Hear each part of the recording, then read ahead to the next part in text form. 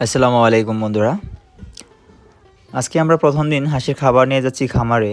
আমাদের ভিডিওটা যদিও আসতে অল্প লেট হয়ে গেল। আমরা গত ৩ তারিখে আমাদের খামারে বাচ্চাগুলো ঢুকিয়েছিলাম। আজকে হচ্ছে ৯ তারিখ।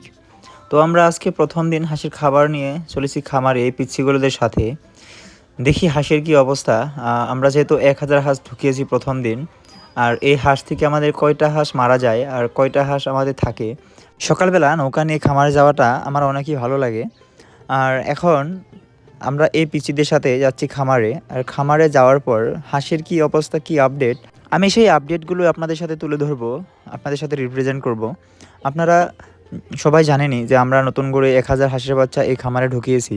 আমাদের বাচ্চাগুলো এখানে ঢোকানো এটাই উদ্দেশ্য যে আমরা এদের কাছ থেকে ডিম সংগ্রহ করব।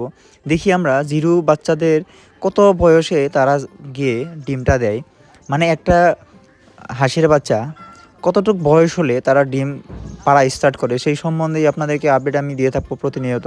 আমরা আস্তে আস্তে খামারে পৌঁছে গেছি। এখন আমরা খামারে পৌঁছেই আমি প্রথমে লক্ষ্য করব যে আমরা যে নেট দিয়ে যেটা বেড়া দিয়েছিলাম সেই বেড়ার কি অবস্থা, কোনো সাপ পোকা এসব ঢুকলো নাকি সেসব পর্যবেক্ষণ করব।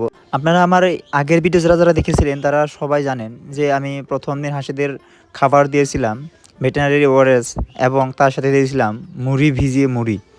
আজকে আমি প্রথম তাদেরকে খাবার দেব, আর সেই খাবারটা হলো গিয়ে প্রি স্টার্টার, আর তার সাথে আমি দেব লেবু জল। তারপরে দেখি এদের কি মানে পরিবর্তন ঘটে। আর এদেরকে আমি মূলত ১৫ দিন ব্রুডিং করব, আর ব্রুডিং করার পর তাদের অবস্থাটা কী ধরনের পরিবর্তন হয় আর কয়টা বাচ্চা মারা যায় সেসব পর্যবেক্ষণ করব। আপনারা দেখতেই পাচ্ছেন এখানে আমি 4টে ব্রুডিংয়ের ব্যবস্থা করেছি। পরবর্তী টাইমে আমার একটা বাড়িয়ে দিয়েছিলাম, কেননা 4টেতে ব্রুডিং করার জন্য খুব অসুবিধা হচ্ছিল, কারণ বাচ্চা পরিমাণ বেশি আর ব্রুডিংয়ের জায়গাটা খুব কম ছিল। সেজন্য আমি পরবর্তী টাইমে আরেকটা ব্রুডিং বাড়িয়ে দিয়েছি। হাঁসের বাচ্চাদের একটা স্বভাব খুবই খারাপ। তারা যে দুর্বল হাঁসের বাচ্চাটা থাকে, তারা সবাই মিলে সেই দুর্বলটাকে অ্যাটাক করে। আর এটা আমাদের মানুষের ক্ষেত্রেও প্রযোজ্য, যে দুর্বল মানুষটাকে সবসময় মানুষে অ্যাটাক করে।